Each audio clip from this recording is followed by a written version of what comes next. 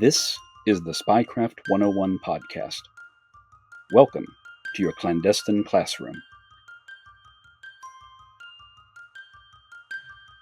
This is episode number 227 of the Spycraft 101 podcast. My guest for today is Ana Margarita Martinez. Ana grew up in South Florida as part of the Cuban exile community. In 1992, she met Juan Pablo Roque, a Cuban Air Force pilot who had recently arrived in Miami after defecting. They dated for 3 years and then married in 1995. A year later, Juan Pablo suddenly disappeared one day, and Ana discovered that he had really been a spy for the Cuban government all along. I invited Ana onto the podcast to discuss her life, her marriage, and the shocking betrayal that turned her world upside down. But first, let me ask you this. Are you an amateur military historian like me? Has this podcast rekindled your interest in Eastern Europe and the Cold War? Maybe you're finally getting into reenacting and living history just like you've always said you would. If so, you should check out the incredible collection of surplus military goods at Krashiki.com. Krust himself scours the world for the best uniforms and field equipment available and delivers them right to your door. He's got almost anything you can imagine and many things you haven't. Uniforms from East Germany, the Soviet Union, and modern-day Bulgaria, Poland, and Russia are all available. Rucksacks, mess kits, and load-bearing gear are also up on the site right now. The inventory is constantly changing, so you never know what kind of gems you might stumble on, all at very affordable prices. Find it all at Krashiki.com. That's KRUSCHIKI.com. Or just click the link in the show notes of this episode and use the discount code SPYCRAFT101 for 10% off your order. Ana, thank you for being here. Thank you, Justin. It's a pleasure. I appreciate it. I remember first reading about your story several years ago, but I never thought I'd have the chance to talk to you about it. So I'm really grateful that you've taken the time to tell me all about it today. Oh, you're welcome. Wonderful. So can we just start at the beginning of your story, really? Can you tell me a little bit about your life growing up in South Florida in the Cuban community? Sure, of course, but I actually did not grow up in South Florida. When my mother, my grandmother, and I arrived from Cuba, we went through, we were processed at the Freedom Tower. We came through the Freedom Flight's exodus in 1966, processed at the Freedom Tower in downtown Miami, and then we were immediately flown up to New York. So we initially lived in Manhattan. Then I also lived in Boston for a few months with my father, who had been in the States for several years, and then returned to live with my mom. We moved across the river to West New York, New Jersey. So I spent most of my childhood there, but we came to Miami often, lived here for a couple of years, and went back to New Jersey. It was very unstable, but eventually ended up in Miami permanently. Okay. Were you already like an adult by the time you settled into Miami? Pretty much, yes. Okay. It was after high school. So yes. Okay, I see. So what were things like in Miami in the mid 1990s anyway, the early 1990s when this story kind of started? I mean, I've talked about Miami a lot in the past, but often I focused on like the 60s and the 70s, quite frankly. In the 90s, honestly, I was a single mom. So I was very busy with just raising my kids, and my life was pretty much work, the kids, church. There wasn't much time for anything else. I see. Mm. I know about this group, Brothers to the Rescue, that plays a big part in your story. Were you involved with them at that point, like in 91, 92, around then, or did that come later? I was not. I was involved. I wasn't involved in anything. I was, like I said, basically focused on raising my kids, supporting my kids, and I had no time for any activities like that. Okay, I see. So no involvement with like the politics of the region or anything like that, or the activist None. community. Okay, I see. None Just living your life. whatsoever. Oh wow. Mhm. Okay, None so whatsoever. Yeah. fascinating. So can you tell me how you first met Juan then, or did you call him Sure. Juan or Juan Pablo or Pablo? Juan Pablo. I used to call him Juan Pablo or JP. Well, he arrived in Miami in February of 1992. He allegedly swam to the US Naval Base. Of course, that's a story that I believed at the time, but I don't believe anymore. Where I think that he was dropped off nearby, and then, he swam the rest of the way because those are shark infested and mine infested waters. So Mm. it's very difficult to make it out alive. So he went to the Guantanamo Naval Base. He had ID with him. He had photos with recognizable figures in the regime. And so they thought they caught a big fish. And they actually said that. Mm. And then he was debriefed. He was debriefed for a couple of weeks. They flew him, the US Air Force flew him to the Homestead Air Force Base. I believe it was the beginning of March. I don't recall the dates exactly, but I know that he pretty much arrived here on a Thursday and he made a lot of news. He was all over the news because he was a pilot, a MiG pilot, in a major in the Cuban Air Force. So it was a big deal that someone like him had defected. And so he was Sure. all over the news. My grandmother had seen him, my mom. I didn't really watch news so much, so I was totally unaware that he arrived on a Thursday. He was interviewed by everyone. The interviews continued. And then I believe it was that Saturday because I at that point we used to go to church on the Saturday service, Saturday evening, I think. And so I met him that Saturday evening because when he arrived, he went to live with his aunt, uncle, and cousins who attended the same church that I attended. Ah, okay. And naturally, he went wherever they went because, he had just arrived, he didn't have transportation, etc. So he did whatever his family did. So prior to the worship service, I went to a Bible study class, and the Bible study class was divided into groups of, an age range. I think ours was 30 to 35, and it was single or married. So we were in the singles, aged 30 to 35 Bible study class. And his cousin introduced him to the class, told of his supposed heroic escape from Cuba. Now, Juan Pablo had been trained to be a pilot in the former Soviet Union. So he spoke some English, but he wasn't fluent. Okay. So after the Bible study, I went to the service, and then after and my grandmother was in the service with us. It was my grandmother, my kids, and myself. And then after the service, as we were leaving, Juan Pablo was standing by the entrance exit door of the church, and my grandmother recognized him, and so she went to talk to him. So of course I went with her, but I had already, been made aware of his story in the Bible study class. What was your first impression when you actually spoke to him?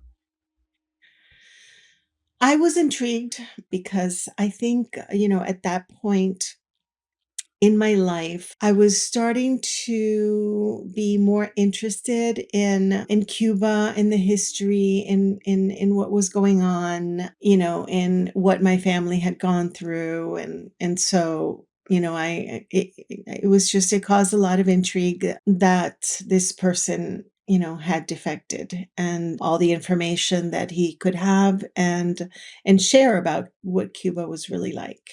Hmm. I've never been back. I came in 1966. We were refugees, political refugees. There was persecution. My grandmother had to serve in a volunteer, which was not volunteer, labor camp, Oh which gosh.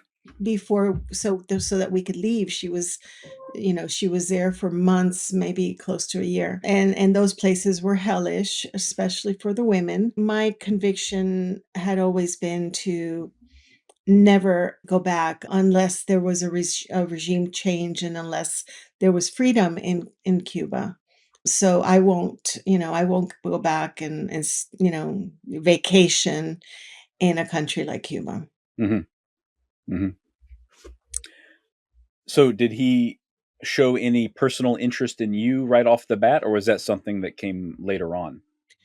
Initially, I don't think so. It was too quick. He was too new, and I wasn't interested. I was just curious. But a few months later, he continued to go to church and Bible study, as did I. So we would see each other often, but we never really spoke much. Then toward it was Memorial Day weekend, so the end of May, when the group this particular Bible study group had a get together, a gathering outside of the church. And that is when we actually spoke and started to get to know each other. Hmm. Okay. In those early weeks and months, did anyone, to your knowledge, have any doubts about him or about his story, or was he just like fully and totally accepted by the community and the military and government and everyone? Not that I was aware of. I didn't hear any negative Hmm. or any negative comments or doubts at all. Not on my end. Okay. But again, I wasn't really involved at the time. My focus was on my kids and just raising them and providing for them as a single mom. Sure. Sure. I did not realize until you just said it a moment ago that he was living with family members already in Miami. So, not to jump too Mm. far ahead, but do you think that they were aware of his true intentions of coming to Miami in the first place? I mean, was his family in on it on some sense, or were they also fooled by him? I think, wow, it's hard to tell, but at first I think that they were. I think they were fooled. Although one of his cousins was an FBI agent, but his specialty was international finance. It was in Ah. Cuban espionage. So, I really don't know Mhm. at this point. Later on, they may have suspected, but I think at the beginning, everybody gave him the benefit of the doubt. Okay, I see. And can you talk a little bit about how your relationship, progressed over the next couple of years? I mean, how you grew closer and what drew you together? Sure. Well, after that party, that get together, we spoke more often. We continued, we stayed in touch. He visited, he got to know my kids, they got to know him. He would offer to, help with things around the house if things got something needed fixing, if the lawn needed mowing, stuff like that. And, little by little, he kind of became part of our lives and, spent time with my kids. And he really honestly played the role really well. Hmm. So, my kids started really liking him and later on even saw him as a father. Oh my gosh. Yeah, yeah, it was what can I tell you? Yeah, that's tough. That is tough.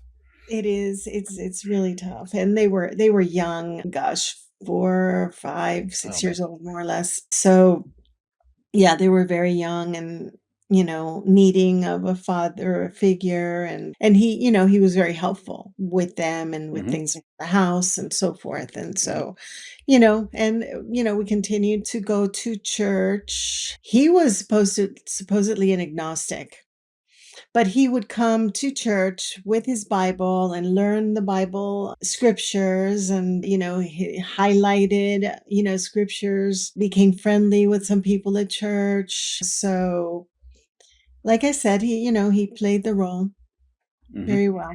Hmm. Mm. Certainly sounds like it. I know that during this time he was, or around this time anyway, he was working with the FBI. Was that something that was kind of out in the open because he was a recent military defector, or was he keeping that all to himself? Well, he told me that he was collaborating with the FBI on a particular investigation that was about drug and arms smuggling. So he did say that to me. I thought it was a one time deal. So basically, he said, please don't ask any questions. If you see, that I'm on a, a secretive kind of call or things like that. So, but I thought it was, a one-time deal, and I was glad that he was collaborating with the FBI. I mean, Hmm. that's a patriotic thing to do, right? Hmm. So apparently it continued, but I was completely unaware. What did you learn later about that? I understand that he was, working with the FBI against other, Cubans in Miami. To summarize, kind of, wasn't he? Yeah, he was spying. Supposedly, he was spying on exile groups, but I believe he was giving, the FBI misinformation, especially concerning Brothers to the Rescue. Really? Uh, Huh. yeah, Okay. I'm surprised. yeah. I'm surprising because it seems like that would kind of go hand in hand with his overall mission from Cuba is anything that would damage Brothers to the Rescue and other exile groups as Right, well. So can you, right. since we mentioned that, can you just tell what Brothers to the Rescue is? Many people are probably not familiar with it. So, Brothers to the Rescue was a group of civilian men mostly who and women. They had women pilots as well who flew over the Florida Straits looking for rafters that were escaping Cuba by makeshift rafts for the most part, and rescuing these rafters. They would spot them, they would advise the Coast Guard, they would throw them down radios and water, so they could survive and wait for the Coast Guard to rescue them. They rescued countless people. I mean, it was just, and oftentimes they found empty rafts, which meant that those people hadn't survived. Oh wow, like swept Yeah. overboard or something. Oh my gosh. Yeah, there are a lot of dead Cubans in the bottom of the My sea. gosh. My gosh. Hmm. So that sounds pretty benign on the surface of it. Why is it that you think the Cuban government and Juan Pablo would be so interested in getting close to them if they're just, rescuing people stranded out at sea? Well, because the fact that Brothers to the Rescue's message was a message of love and brotherhood, which really, resonated with the Cuban people. And that did a lot of damage because the Cuban people had been told for decades that the Cuban exile community, that all the Cuban exile community wants is to go back and take back their properties. And, so it was the messaging and the propaganda, I should say, from the Cuban government against the Cuban exile community, influenced how Cuban people, people in Cuba felt about the exile community. And so Brothers to the Rescue just showed that they just, cared, and they were just saving lives, and it made a real difference. It was a tremendous outreach. Okay. Okay. Yeah. What were they also do? Were they doing any messaging of their own, like radio broadcasts or anything, or was it just a matter of the planes being visible in the sky? Near Well, the Cuban coast. well, and the saving of lives, they would a few times they threw flyers that landed in Havana with Hmm. the human rights, Declaration of Human Rights, Oh, okay. Okay, I see. which Cubans were totally unaware of Hmm. Okay, I see. Some leaflet course. drops then.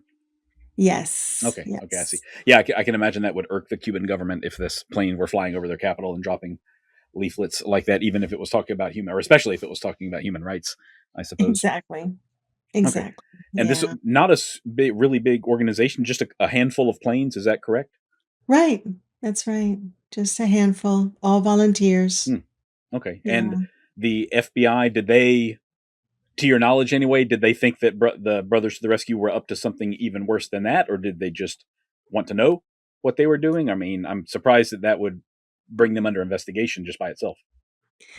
I don't know that Brothers to the Rescue was under investigation. I Hmm. think that, Juan Pablo just infiltrated. It was a natural, for him because he was a trained pilot. Sure.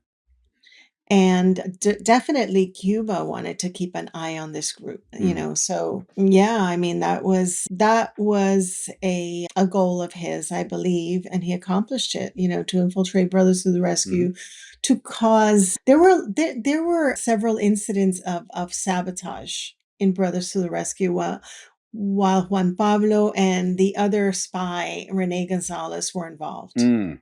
Okay. Okay. I see. Yes. So I don't know the extent of the damage, but certainly they would misinform the FBI about Brothers to the Rescue activities Okay. to make sure that the FBI kept their eye on them, or it was just all trying to destroy them. I see. That makes perfect sense. And as you mentioned, Juan Pablo, he arrived alone, but he was not working on his own, right? So was he? No. Did he just fall in quickly with this network of other spies that were there? I mean, was he already fully, briefed on them before he arrived and everything? He was probably briefed on them, and he probably had instructions from them before he arrived. I mean, I Hmm. think he was part of the network by the time he got here, so. Okay, sure, sure. Did you personally know any of the other members of the ring, or is that just something that came out later on to you, anyway? Well, I met Rene Gonzalez. He would frequent my home, and, he'd spend time with Juan Pablo Roque. He spent a lot of time with him and a lot of time at our house too, so, Oh gosh. they were friends. Yeah. Wow. Wow. Wow. And yes, yes. At one time, it was very strange, but I got on a Cessna. I think it was a Cessna, a small plane, with the two of them, and we flew down to an airport in the Keys, the Florida Keys, and we disembarked the airplane and we walked around. We went to the office, turned around, and went back. So I really I'm still trying to figure out what transpired there. Like, what was the purpose of the trip? Did they have to give a message to someone in that office? I don't know, because I didn't see anything, or I Hmm. wasn't looking. I wasn't really looking for anything. So it was just very strange. Another time, they flew without me to the Orlando area to visit Orestes Lorenzo. I don't know if you remember the Orestes Lorenzo story, but he was a MiG pilot that flew out of Cuba, escaped on a MiG. The Cuban government would not let his wife and sons leave. And Orestes, he tried every which way. And I think, I don't know if it was Castro or Fidel or Raul Castro that said if he wants his family back, he's going to have to come back and get them. And he did. Oh He my flew gosh. back. He flew back on a Cessna, flying very low under the radar, picked up his, well, there were arrangements that had been made. She knew where to be and wait for him. He landed on a road in Cuba, got his wife and 2 children, and came to the States. Oh my gosh. That's incredible. Completely risked his life and theirs too, but, they made it out alive. Thankfully, they're here. Yeah, that's an incredible Oh my story. goodness. My goodness. Incredible love story. They Hmm. had another son here. They're doing very, very well. So, Wonderful. Oh my yes. gosh, that is tremendously heroic. Say, rescuing your family like that after you've essentially been dared to by the president of the country. That's incredible. It's a beautiful story. Yes, and they're a wonderful family. Oh, it sound like it. So did that put an even bigger bullseye on his back then, I guess, after they returned with the family? Is that why Juan Pablo and Renee had to go see him? Well, it's funny because, well, I had visited with Juan Pablo, but we had gone, by car with my kids, met his wife and the kids. But this one time he went up there with Rene Gonzalez. I spoke to Orestes, many years later, obviously, and he thought that, their objective was to get him on one of those planes and fly him back to Cuba. Mhm. Mhm. But he refused to fly with them. So, he no, he said he couldn't or wouldn't or whatever. He made Oh some my gosh. he made some excuse and did not get on a plane with Mhm. him. Well, do you think he So, just had his, defenses were up, or did he genuinely suspect the two of them of, being bad actors at that time? I think his defenses were up. Yeah. I think when you're in that kind of position and you've done what you did, what he did, you're very weary and you're going to be watching your back. Hmm. Absolutely, absolutely. Well, it may have saved his life then in that case, and he'd already risked so I much. That's amazing. I think so. My gosh. Very So possibly. I'm just imagining that potentially that day Juan Pablo and Renee could have also just disappeared and gone back to Cuba and maybe even stayed there, unless they were gonna, kill him in South Florida or something like that. Man, my gosh. Well, no, they weren't intent, they still had a mission here. They Hmm. were still part of a network Right. and they hadn't accomplished what they wanted to Hmm. accomplish or needed to. So as time went by, I guess you knew him for around 3 years or so before he left. Did you see anything that caused you to have your own doubts? You know, getting closer towards the end. There was there any thing that you couldn't quite reconcile in your mind besides what you already mentioned, like that very short round trip flight? Yeah, I guess toward the end, things changed, became a little strange. He was planning on, trying to bring his son. His son wanted to come to the States. He was studying English. He wanted to live with his dad here because he had left a son and a daughter from his previous marriage in Mm, Cuba. So he had told me that his son was preparing to come here. And then in the month of December 95, he told me, well, the next time that I speak with Alejandro, his son, I'm going to put your daughter on the phone with him so that he practices his English, and they start getting to know each other. But that never happened. It was just like something changed in the month of December and he became very just aggravated. We argued because he wanted to have another child and I told him I wasn't ready. And let's see what happened. What else? Yeah, the month of December, I believe, was when the planification of Concilio Cubano took place, if not earlier. But so Concilio Cubano was going to be a meeting that was going to take place on February 24th, 1996. And it was a meeting of all the human rights organizations on the island, but people were flying in from, or human rights, activists were flying in from all over, from Europe, from all over the world.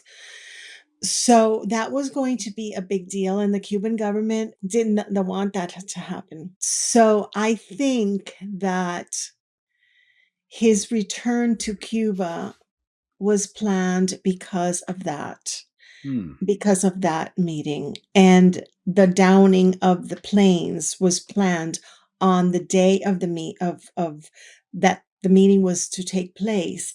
And the weeks leading up to it, the human rights activists were all being put in jail. They were all being hunted down, apprehended, and put in jail. So leading up to it, I saw that he was very tense. A small aviation company, and he's selling aviation parts to Latin America. But he had also established himself as a personal trainer, which is something that Jose Basulto, the president of Brothers to the Rescue, had facilitated for him, introducing him to clients. Jose Basulto was really trying to help him. So, leading up to the 24th, just maybe like 3 weeks before, 2, 3 weeks, he told me that he had just quit his job at the aviation company and that he was going to dedicate himself full time to the personal training. I thought that was odd. I didn't think he was making enough money to do that. Hmm. But I didn't really question. He said he had other clients lined up. I remember that he calls me up one day at the office and he said, I took all of my suits to the dry cleaners because when I was painting the house, some paint got on them, which was, in hindsight, that was impossible because of where the suits were. Hmm. But it was his way of slowly getting his clothes out of the house without me noticing their absence. Hmm. He painted the house before leaving. I thought that was very odd. What else did he do? I just like 2 weeks before, I was at the at church, and he was supposedly helping one of the brothers to the rescue with something at his house, but I never confirmed that, so I don't know. And I got a call from my neighbor telling me that some kids had tried to break into the house. And so I called Juan Pablo and I told him, and he went ballistic. He said, "That was meant for me. That was meant for me." And I said, what are you talking about? It's just a couple of kids, trying to steal some jewelry or something. They just broke a window. They didn't even go in the house, and they were caught. But, it was that type of reaction where I was on my way home one day, within those 2 weeks, and I was delayed. The traffic was awful. He called me. I had the music on in the car, and he said, "Where are you?" And he was like upset because I was late.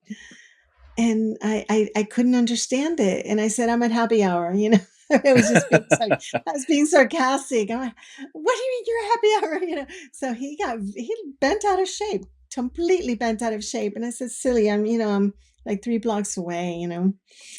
So, the jealousy, I don't know if it was jealousy, possessiveness, or paranoia, you know. But if I wanted to go to the supermarket, he'd say, "Wait, I'm gonna go with you." If I, he wouldn't let me go anywhere alone. It Hmm. was the weirdest thing. So I just thought he was being a an overprotective or possessive Cuban man, but I think he was paranoid. I think he knew he was being watched, and he knew what he was about to do. Mm.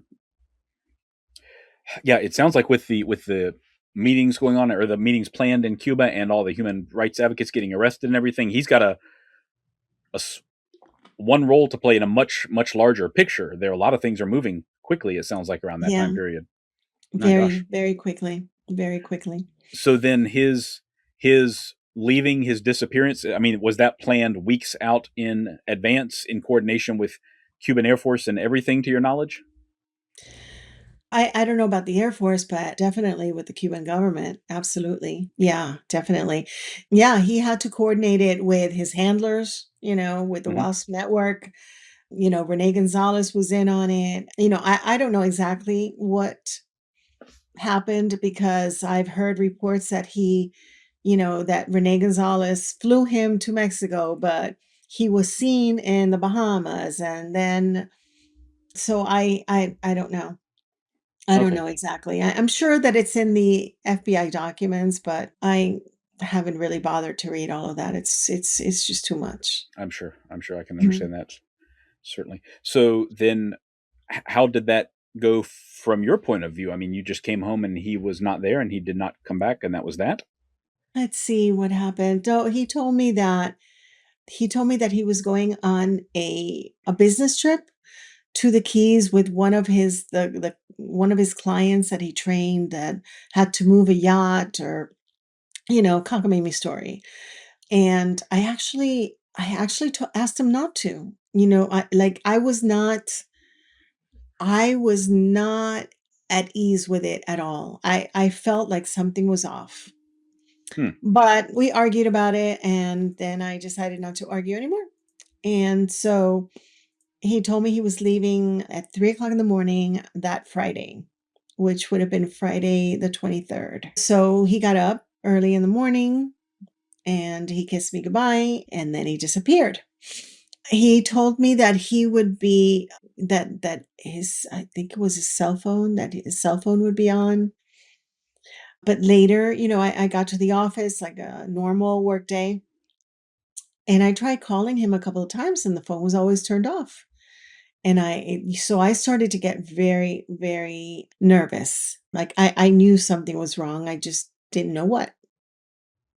So when I got home, I called someone that was, a friend of his, and he said there's somebody that he had spent time with in the recent months. And I said, I told him what was going on, and he said, "Well, check the closet, check his drawers." And I did. And his drawers were all empty except for his wallet was left behind with his American Express card. And most of his clothes were gone, but he hadn't left, like, he had replaced them with older clothing that he didn't really wear, so that I didn't notice it because, day to day, I was so busy, working, coming home, the kids, dinner, homework, what have you. And so I really wasn't noticing details like that. Hmm. So when I really looked, I realized that, okay, these are all clothes that, that he would have discarded.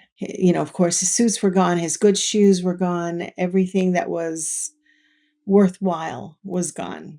Mhm. And again, the drawers were empty, and that's when I really went, like, ballistic. I went, like, I was a wreck.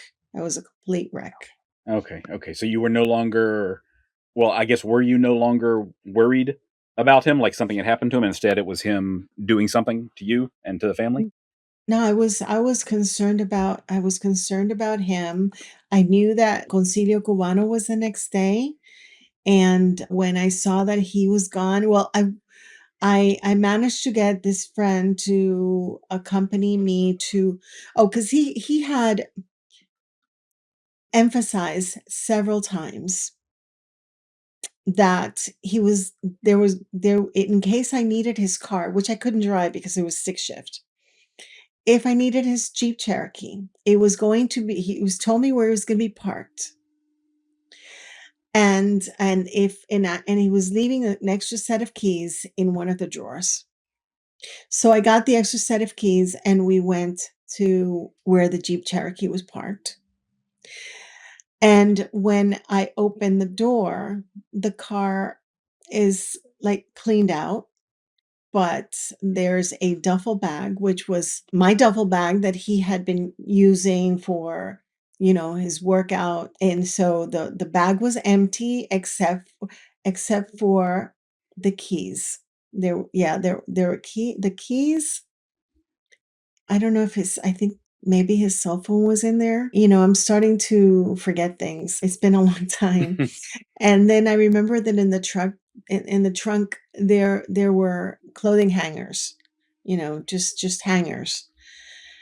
And so that's what told me that he didn't intend to return, because who leaves the keys inside the car and locks the car?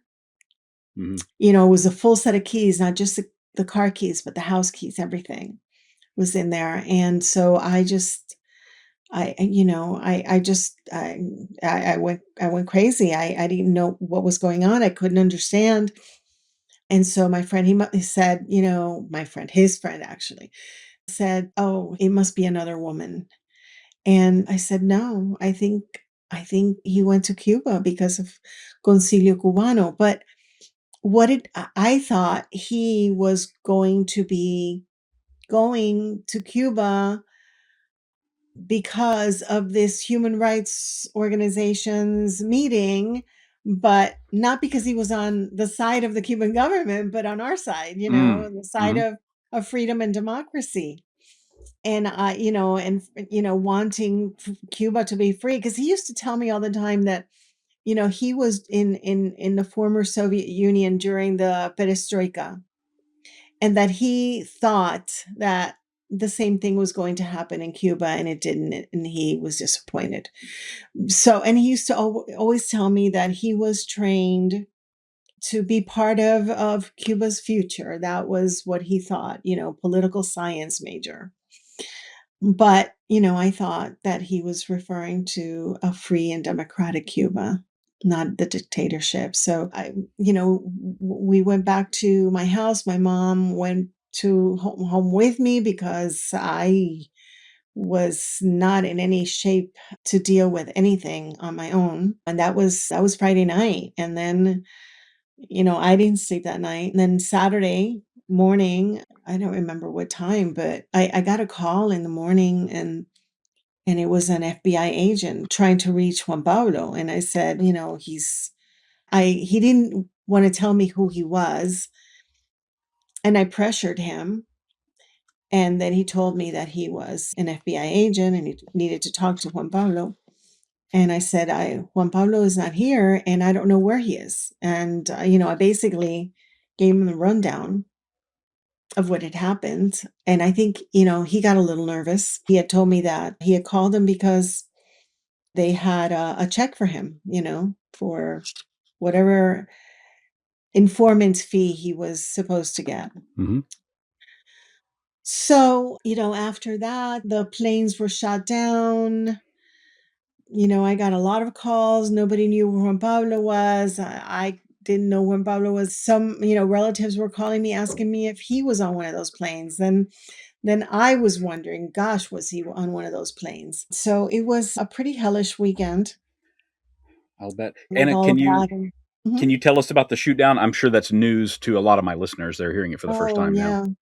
So two Cuban MiGs.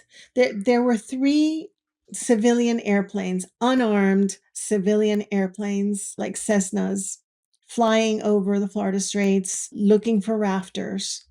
And that mission, that rescue mission was planned, earlier in the week. Actually, they had called Juan Pablo to participate, and he told them that he was going to be out of town. Hmm. So, and I remember the call. The call came from Carlos Costa, one of the young men that was shot down. So there were three Cessnas, or three planes. They flew Miami to the Bahamas, and then flew back through the Florida Straits looking for rafters. And as they're on their way back, Cuban MiGs shot down two of them, Hmm. basically pulverized two planes with killing four people in cold blood. Hmm. These were all guys that presumably that Juan Pablo had known very well for the past couple of years, I guess. Yes, one of them, Pablo Morales, had been a rafter who was rescued by Oh my Brothers to the gosh. Rescue. Oh my Yeah, gosh. yeah, and this is how he was giving back, and he was in the process of getting his pilot license. So, yeah, it was horrible. Jose Basulto's airplane, with Jose Basulto, Arnaldo Iglesias, Silvia Iriondo, and Andres Iriondo, they were able to escape miraculously because they were to be shot down as well. Hmm. So yes, the two planes were shot down. So, and again, they were civilian unarmed airplanes that were on a rescue on a humanitarian Mhm. rescue mission. But, the Cuban government was tired of Brothers to the Rescue making such a positive impact because it was hurting them, Mhm. in a way, they're hurting their image. So, so yes, I started getting calls. Was Juan Pablo on the plane? I, called and verified. No, Juan Pablo was not on the plane. Nobody knew where he was. I didn't know where he was. He wouldn't answer the phone. It was just. Actually, I think the phone was in the duffel bag that I picked up, and that's why he wouldn't answer. So, it was like there were no answers. Where was my husband? I had no idea. Hmm. But I was suspecting that he was in Cuba to fight for freedom. Really, that's what I thought. He was there to fight for freedom. I thought he was trying to be a hero, Oh gosh. not a traitor. And basically, my house was, well, so the downing is on a Saturday, and then a Sunday goes by, and then Monday morning the media starts arriving at my house, and there were rumors that one of the Brothers to the Rescue pilots was somewhere, was alive, and that, that there were rumors that he was a spy, and of course I was not going to believe that. And then one of the journalists said to me, "Turn on CNN." And so I turn on CNN, and I see my husband disembarking a Cubana de Aviación airplane in Havana. Oh wow.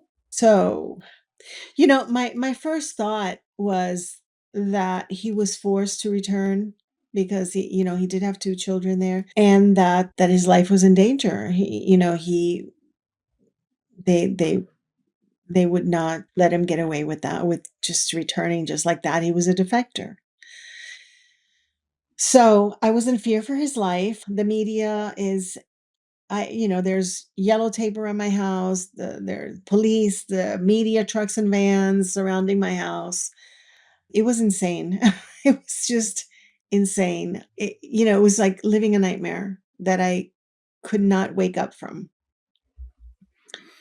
So I had everyone from, Good Morning America to, all the local stations, all the national, some international.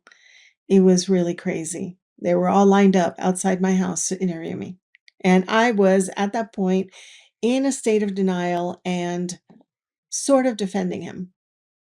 So, yeah, it Hmm. was mm, yeah, so I got a little bit of slack for that, but, the honest to goodness truth is that I was just being very transparent, Hmm. and I've always been very transparent. Eventually, the community realized that I was just another victim. Okay. Yeah, I was wondering about that the whole time. Honestly, would there be, whispers in the community that, you must have Of known course. something, that kind of thing. I would imagine that getting around because that community would Of probably feel course. very betrayed as well. Yes. Yes, definitely. There was some of that. I think that most people saw through it and realized that I had been duped, but there were some that attacked me, and it was hard. It was hard. I believe it. I believe it. Mm, I mean, this, he came here with a mission. He was part of a larger organization. He was trained and prepared and supported and all of that. And, you are a person that met someone new at church, and that was the mhm. start of it. So I Yeah. mean, he had every advantage going into this is kind of how I see it. Yes, absolutely, and he was a very highly trained spy, Hmm. you know? Hmm. So, he knew what he was doing, I did not. He wrote a book while he was here in Spanish. It's called Desertor, which translates to defector, Hmm. which basically tells, his story or his version of the story. Interestingly enough, and I helped him type a lot of it, but, when I was typing it and I wasn't really reading it. I don't know if you understand, like, when you're typing, 90 words a minute, you're not really reading what you're reading the Hmm. words, you're not reading the content. Yeah, yeah. Your mind is occupied. I can Context. see that. Yeah. Right. Hmm. So I read, I typed a lot of it, but, later after the fact, I realized that in the book, he criticizes certain people in the Cuban government, but he never criticized Castro directly. And then I hear actually from Lieutenant Colonel Chris Simmons that when Juan Pablo returned to Cuba, he was debriefed for 3 days by Castro himself. Oh my gosh. Yeah, that he was taken to a particular house and Castro's car was outside and they were there for 3 days straight. And I remember when he came out, he was being interviewed. He looked really, really, really tired, and I told my mom, "He looks like he hasn't slept in days." So that was probably the case. He was being debriefed. Hmm. My gosh. I mean, he was haggard. I'm sure you were terribly haggard and worn out as well around that time period. How do you, I mean, it sounds like your life must be in complete disarray at this point. How do you kind of put the pieces back together? How do you move forward after something like this? Honest to goodness, I don't know. I was a mess. I was a mess for a very long time, and the fact that, it affected my kids so much Yeah. as Yeah. well. They lost a stepfather that they loved. I mean, we had been married for a year at this point. We had been together for a total of 4 years. So no, my kids, when he left, let's see, we met in 19, what year was that? 1992. So my kids were like 8 and 9 years old actually Mm. when they met him. So they were like preteen when he left, and they had grown very close to him. So they were devastated. They were really devastated. I remember as my son was very, my daughter's always been like the more expressive and talkative, and But my son has always been very quiet, an introvert. And, one night I'm tucking him in and he said, Mommy, why did this have to happen to us? And that just like really, really broke my heart because he was expressing this. And I felt that if he's saying this is because he's really in pain, Mm-hmm. My mom, my grandmother, everyone suffered greatly. Even family that I had in Cuba that were affected by it because they were family of mine, they were persecuted. Because after that, I kind of became a public figure, especially locally. I would be interviewed quite often. I would be on the radio, on TV, I I did, a Discovery ID segment. My life is a lifetime movie. I did a lot of interviews. Good Morning America, Inside Edition, you name it. So I got death threats. I would get calls telling me to stop talking because Really? there are certain people in Miami didn't like what I was saying, and they would tell me where my car was parked, what it looks like, the model, make, and so forth. They would say, we suggest you spend more time with your kids and less time on with media. So it was not easy. I Were these was, like pro uh, pro Cuban government people, or were yeah, they? I mean, yeah, okay, apparently, yeah. gosh, my gosh. I had to deal with the FBI for nearly 2 years. They would come to my house and question me. They would go to my office and question me, not because they thought I was guilty of anything. They knew I was innocent. In fact, I believe that they were watching Juan Pablo before this happened, and he got away from them. Ah, okay.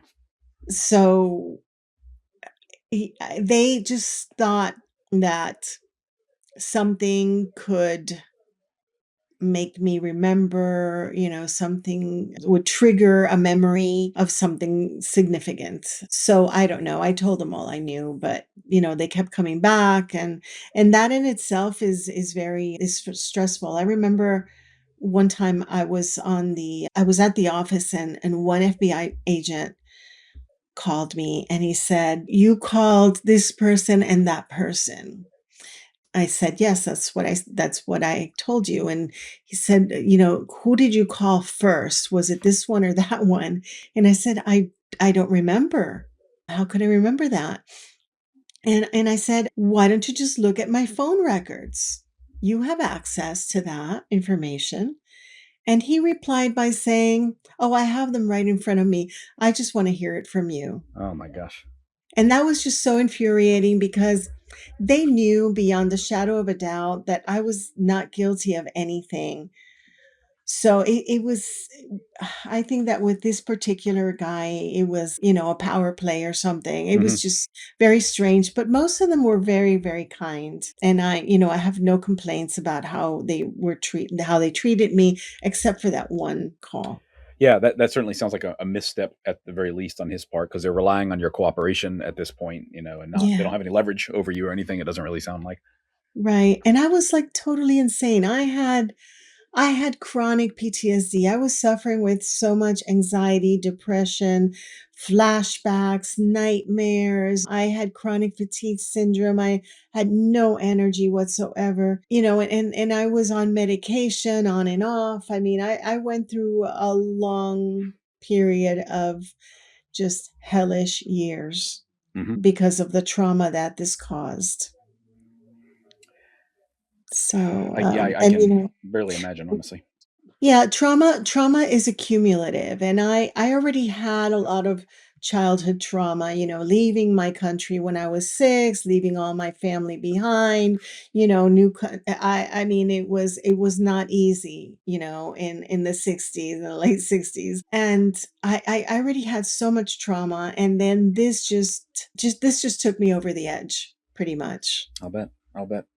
Was he popping up in the news anymore after that initial return to Cuba? Like, was he, a hometown hero that was still being broadcast through Miami? Anything like that at all? Like, Mm, did you have to be kind of faced with yeah. him on TV at any point after that? No, not at all. Okay. After those initial interviews, he disappeared. He disappeared from, the public arena, at least. Okay. So I don't know what happened there. I know that shortly thereafter he worked at the airport in Havana, Jose Marti Airport in Havana, and he headed the Department of Investigation. So basically spying again.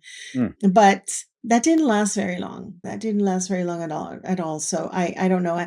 And I believe that he became disgruntled. The other spies, the Cuban Five that served, they were part of the WASP network, and they were apprehended a year after. I think a year after he left, or a year and a half maybe. One of them was Rene Gonzalez, who I knew, and the others, they were heroes when they returned. And my understanding is that they've had privileges. But Juan Pablo in particular, I don't believe he did. And I don't know. There was a video that was a private video taken at his home where he was drunk and he was blasting the system, and he was saying that he wants to leave, and all kinds of things that you're not supposed to be saying. But it was a private video, and someone leaked it. Someone stole it from his computer and leaked it, and it aired here in Miami. Wow. That was the next. Yes. Wow. Wow. Wow. It was horrible. It was horrible because he was drunk out of his mind. Mm. It was a situation where, well, his father died a year after he returned, and that's another story. But his mother remarried, and she married a Spaniard, and she went to Spain to live. So she sent him care packages. He's the only son in Cuba. The other three are here in the States. So she was sending him a care package, and there are these people that went to take the care package to him, and he's thanking them, and he's showing in the video what he's drinking. I don't remember what it was now. It was some kind of scotch or something, and he's with his then girlfriend. But he's singing, and I mean, I'm telling you, totally drunk out of his mind. And honestly, I never saw him drunk, never ever. So I mean, that speaks volumes. He was not Mm-hmm. happy. Mm. Yeah, it seems like his mission would have required a tremendous amount of self-control. So I can see why he would not have done that. Yeah, and plus he was very health conscious. Of course, or the personal training, sure. But I Yeah, think that he was just so unhappy and disgruntled, and that's what caused him to, just become a drunk. right. I have not seen those videos that you mentioned. I have seen one article that was from not that long ago. He looked in very poor health in a rundown home in Havana, and it looked like he had fallen a long way, at least since 1996. Yes, definitely. Definitely. Wow. On that note, that reminds me, I know that he purchased a Rolex watch while he was here, and that was a little bit notorious. I guess he ended up having to sell it in Havana. Do you know anything about that at all? Well, supposedly, and this is again, I don't know how much to believe the things that he said to me, but he bought it from a pawn shop, which was owned by one of his clients, that, one of his personal training clients who I met. So, and they did have a pawn shop, but I don't know. There's a kind of a tradition or a tendency or whatever in Cuba that, high-ranking officials get a Rolex. Hmm. So I don't know if he actually bought it or just give it to him, but yeah, that's the story. Okay, okay. I've seen it on his wrist in a couple of photos, and it seemed a real point of pride. But now it's gone. I think he had to. My understanding was he had to sell it several years ago, at Yeah, he least to had to pay the bills. right. Right, he was living on a measly Cuban pension, Hmm. so yes. So he ended up, well, I was telling you about his father. A year after he returned, Hmm. his father was very ill, and he was in the hospital. Juan Pablo, I was told by a relative that Juan Pablo went to visit him. He walked into the hospital room, and he asked his father, "Do you know who I am? Do you recognize me?" And his father turned around and he says, "Oh yeah, my son, the idiot." Actually, he said, another word in Oh Spanish was a gosh! little nastier, but but his father was very ashamed of what Juan Pablo did. Wow! Wow! Wow!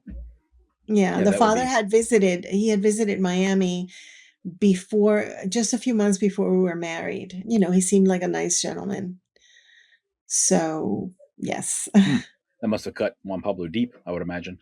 I would imagine Yeah, so. I mean, he His deserved father, it. Not saying he didn't, of course, but yes, yeah. but he was very ashamed of him. So, Wow. yes. So So, mhm. you know a lot about his life. It sounds like after he left, did he ever try to contact you again in all the years that passed since then? Well, when his father died, one of the brothers went to visit, for the funeral. He came back with the message, and the message was something along the lines of, go on with your life, try to be happy. Something like that. A little bit more elaborate, but I don't recall anymore. Okay, was it just verbal? It Um, wasn't a written note or it anything was like that. no, it was verbal. And Okay. then what I realized was that it was basically the same message that Che Guevara gave sent his wife when he was about to die. Oh my gosh. Yeah, so I don't know if, I don't know if it's related. I don't know if there's any significance, but it was the same kind of Hmm. message. I see. Mm. So since you mentioned Che, what do you think was his motive for all of this? Juan Pablo's motive, was he just very loyal to the Cuban government, or was he like a devout communist, or something else along those lines? I mean, it required a lot of discipline and some sacrifice to do what he did. I don't think he was a devout communist at all. I think he was a capitalist. He certainly liked going to, Publix and the supermarkets here Who doesn't like Publix? Yeah. and Macy's and Hmm. he liked going to Disney. I mean, how capitalist can you be? And Right. so Right. I think he was an opportunist. I also think that he was doing what he was trained to do. He was trained to be a spy. Hmm. He had lifelong training, really, because if you think back of like the schools that he went to when he was young, things that I discovered later, though, those are kids that are in training for this. Oh wow. I Yeah, he also studied in the former Soviet Union. Hmm. And I mean I don't know a whole lot more than that, but I just intuitively I feel that he was just doing what he was trained to do, conditioned to do, programmed even to do. Hmm. And being in a Cuban spy, it's kind of like being in the mafia. It's very hard to walk away. Hmm. I know that he was always looking over his shoulder.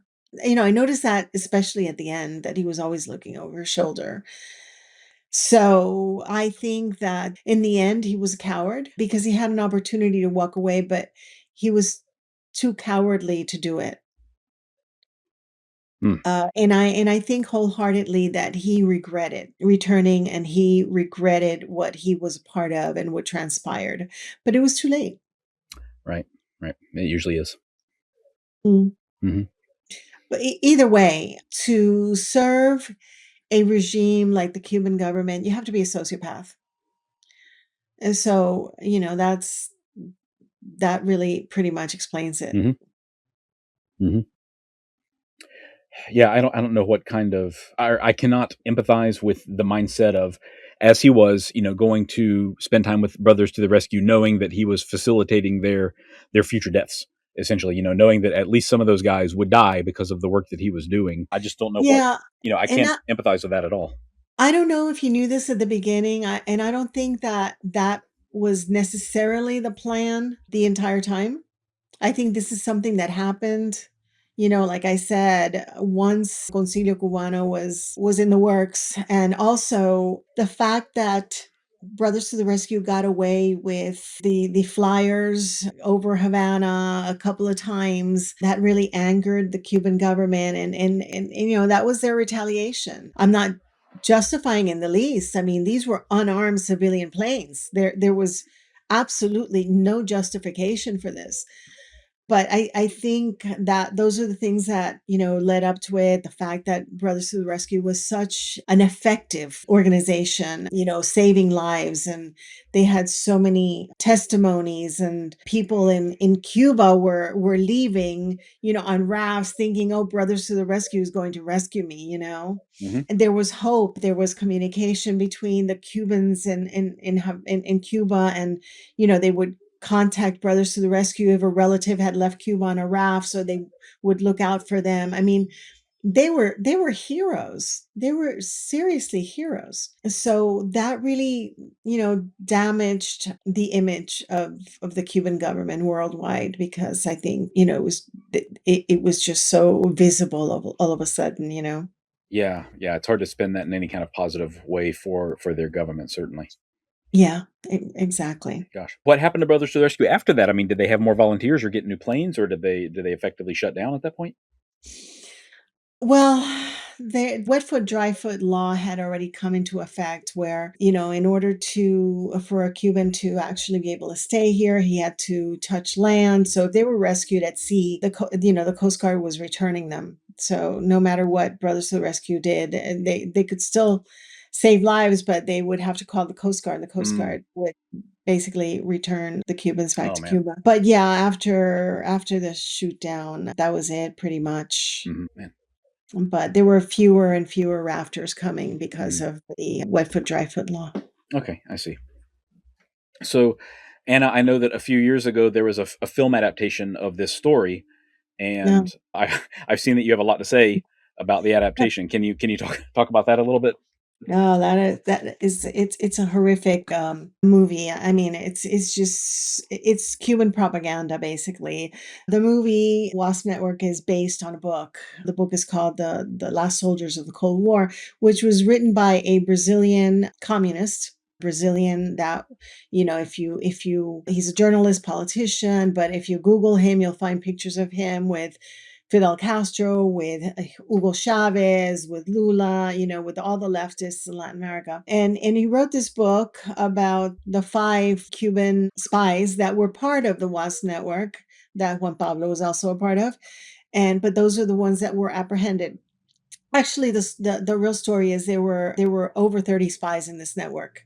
Oh my God. 13 were apprehended. Most of them cooperated with the authorities, and the ones that, stuck to their guns and refused to cooperate were the Cuban 5. And Okay. that's why Cuba, treated them as heroes. So he wrote this book about the WASP network. Basically, I started reading the book before the movie came out, actually.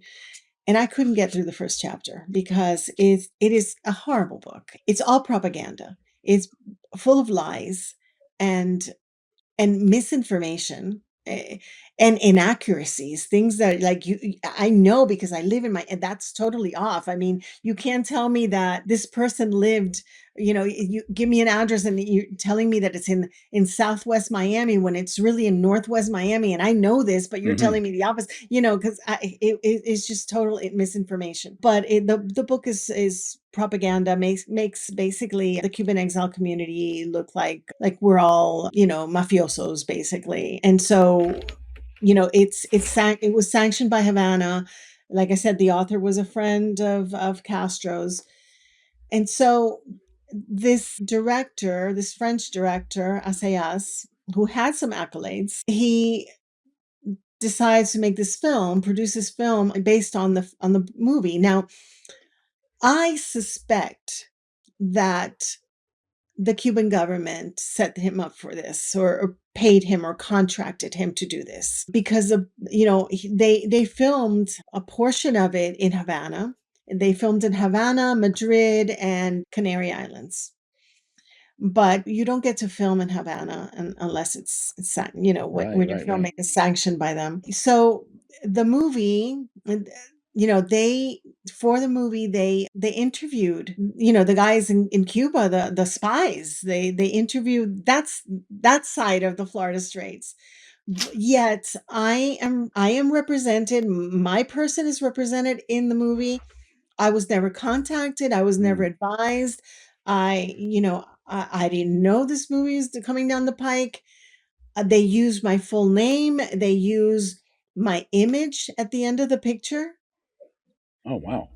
Yeah, and Jose Basulto, the president of Brothers to Rescue, they make him look like he's a criminal. I mean, it's just an awful, awful movie. It's total propaganda for the Cuban government. The movie tries to make the Cuban spies look like they are the heroes and they are the patriots, and we're the bad guys over here. So yeah, it's a propaganda piece. Mm. But Wow. Yeah, that must have been so infuriating. it's a bad film. I mean, it got really bad reviews in all the film festivals, and they had to go back to the drawing board and edit it. And of course, they did not get US distribution because it's so bad. Hmm. So they sold it to Netflix, and Netflix basically pays you a flat fee, and that's it. And so I think they lost money, and they lost a lot of money with the film. Oh, I see. I see. I know that you were portrayed by Anna de Armas. Has she ever commented on that? Have you seen any interviews where she talks about who you were or who she was trying to be? Anything like that at all? No, Anna de Armas is just an opportunist. She'll play any part, especially if it has a sex scene. She loves them. She loves to do sex scenes and nude scenes, and it's shameful. It's shameful, and I think, disgusting. She travels to Cuba quite often. She was recently, well, now they say that she's dating, oh my gosh, what's his name? Tom Cruise. But for what, over a year she was dating the son of the Cuban dictator Diaz Canel. Oh, right, right, right. I think I saw something about that. So she's, Right. I mean, just in lockstep with the Cuban government in that sense. Completely. Wow, wow, wow. She is one of them, beyond a shadow of a doubt, for me. I mean, I have absolutely no doubt that she's one of them. Is she a mole? I don't know. My gosh. Well, she's well placed then. She's about as highly placed as you can get in that case, Hmm. the top of the Yeah. Hollywood tier. Yeah. Well, that's a shame that she kind of misrepresented you on film. I saw it when it first came out, but it's been so long now I don't remember too many details, so I have to rewatch it now that I've spoken to you about it. Well, It any actor and production company with any integrity and that is going to represent someone who is alive will contact them. But they didn't want my side of the story. They didn't want the truth. They mhm. wanted the propaganda. Yeah, it certainly sounds that way. Yeah, I'll definitely have to watch it again. Now it's really piqued my interest. Oh, it's horrible. It's not worth watching. Give it a thumbs down, please. Thumbs down. Okay, you convinced me. Wow. So back to Juan Pablo, I do understand. In fact, we first got in contact because he just very recently he passed away. Yes, he Right? did. How Mhm. did you learn about that? How did that make you feel? It didn't make me feel anything. I Hmm. had already buried him a long time ago. The only thing that did affect me, honestly, is, because of the fact that he passed away, I was contacted again by media and having to rehash, and tell the story, and by consequence relive. Yes, that affected me, but his actual death, no, because it was a long process for me, but it has been nearly 30 years, Hmm. and so I had already buried him Hmm. in my mind. Hmm. Did you find out from someone in Cuba, or did like from a news report of some sort? No, I found out from someone here. His name is Luis Dominguez. Luis Dominguez has a page on Facebook for a Cuban aviation page. And so he's in touch with a lot Ah, of the okay, Cuban pilots. So he gets wind of a lot of things that happen in Cuba. And actually we did a radio show together. But yeah, he's on top of all of these things. okay. He knows what's going on. He gets information all the time. So he reached out to me immediately and gave me the news. Hmm. Yeah, that's hard to process, honestly. I'm like you said, that's very apt description that you already buried him such a long time ago. I'm sure that made it. It was just quite a road, you've been on this whole time, and I'm sure it took you a very, very long time to come to terms with everything that happened. It did. It was a long process. It was a very long process, therapy, medication, and then finally I found a therapy that worked, which was because I hated drugs and they were awful. And being on medication is terrible. But I found this therapy that really worked, that it's like a biofeedback, Hmm. but a very advanced form with really effective protocols. And that changed my life. And that Oh, was wow. back in 2010, and I haven't taken a pill since. My gosh. It's amazing. I had not Yeah. heard of that. Very cool. Well, good. I'm Yeah. glad that that worked for you. Technology really really effective. I mean, Certainly. I hate pharmaceuticals, so Hmm. Yeah, I understand completely. Everything's got a side effect, and then the side effect has a side effect. exactly. Wow. So, If the illness doesn't kill you, the drugs will. mhm. So- Anna, have you written much yourself about this? I mean, you have an incredible story that I know many people have been drawn to over the years. Have you just done interviews, or have you written a book or considered writing one?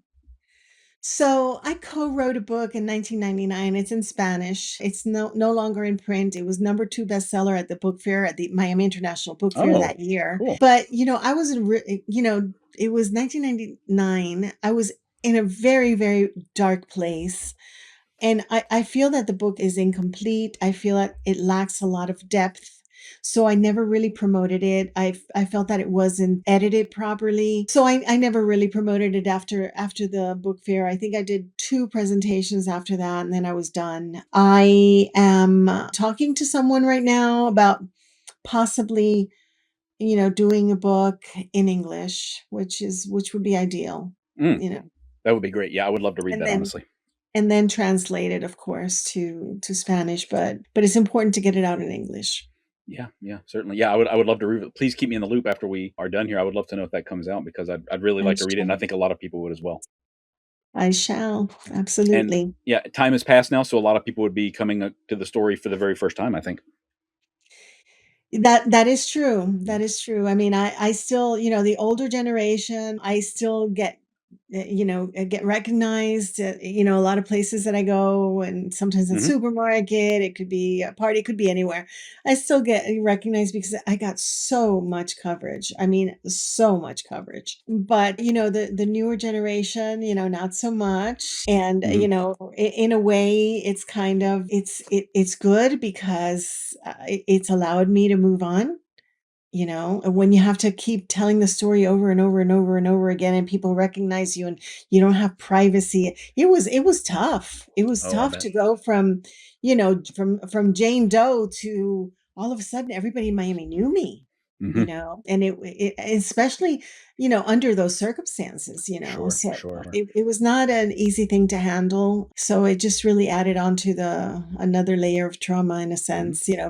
But at the same time, in some ways it was a blessing, because a lot of people did offer their support, and that helped me a lot too. So, everything has its pros and cons. Hmm. Hmm. Okay. Wow. Well, I'm so glad that you're doing so much better now, Anna. That's wonderful to hear, and you've really bounced back in a big way. Through you've been through the fire, certainly, but you come out very strong. I can tell. Thank you. I really appreciate your time today. Do you have any like a website or social media accounts or anything that you'd like to share with people if they want to follow along with any updates on you, or do you keep that mostly private these days? Well, my Instagram is public. My Facebook is public. I don't really post a whole lot, once in a while. But I Hmm. did post when Juan Pablo died. I made a public statement on Hmm. there, which you read. But when I feel that I need to make a statement, I do. But otherwise, I don't keep as high a profile as I used to. Okay. Okay. Yeah, I totally understand. I totally understand. Well, this has Yeah. been super enlightening and super interesting. I really appreciate your time, Anna. Thank you so much. Thank you. Have a great evening. Of course. Take care. You too. If you're interested in more of Spycraft 101, look for my page on Instagram at Spycraft 101. You can also find more great articles on my website, spycraft101.com. Thank you all for listening, and I hope you'll stick around because there's lots more to come.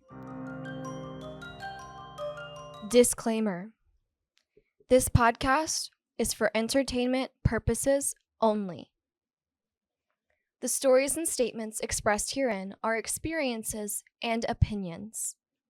They may not reflect the views of the host or the production studio. It's okay if you disagree with our content.